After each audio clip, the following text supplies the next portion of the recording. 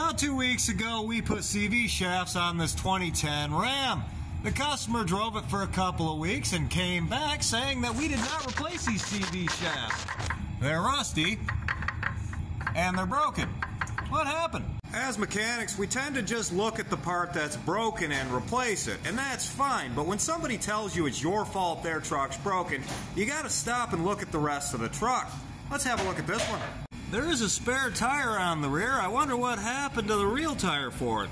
I don't think all that mud on the gas tank came from driving it down a dirt road. And look how thick it is up in here. Where do you suppose they drove to find this much debris? Is that all the exhaust this truck ever had? I'm not saying a four-wheel drive truck shouldn't be able to drive through a little bit of mud, but this is a light-duty truck built for on-road use, and it looks like somebody bit off a bit more than they could chew, either operating outside of the truck's capacity or outside of their own skill level.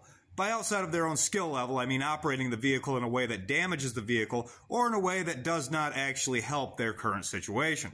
As far as the axles being rusty, they don't paint these CV axles. They get a layer of surface rust on them almost immediately, but just wiping it off with a rag revealed some clean metal underneath of there. This looks like a new axle. It looks like it's been on the truck for about 2 weeks. If I were going to guess what happened to this truck, I would say that it looks like they got it stuck. They got it really stuck, and they probably broke the axle trying to get it unstuck. Judging by this mud packed into the radiator, I don't think they were successful at getting it unstuck. You usually see stuff like this when somebody's pulling on you and they kick mud at the front of your vehicle. I don't know how the hell that happened.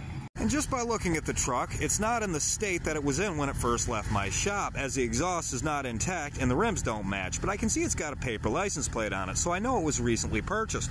Outside of my work with boats, every vehicle I work on comes from fleets or car lots. When I get a vehicle, I go through the whole thing. Then I send a list of everything I found wrong with it with a price back to the people who sent me the car. I don't interact with the people who drive the vehicle though, so the only evidence I have for what actually happened to this truck is the truck itself, but I think we can tell a lot by looking at it.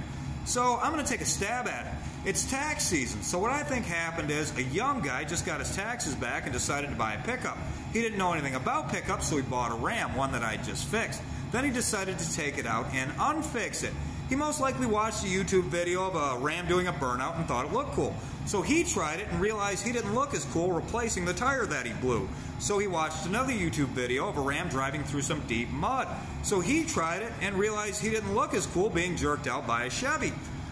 He brought it back to the car lot, mad at them because the truck didn't do everything he ever dreamed of, and then they called me up and told me that I didn't do everything I was supposed to which I responded, yeah, I did, so you're going to pay me either way.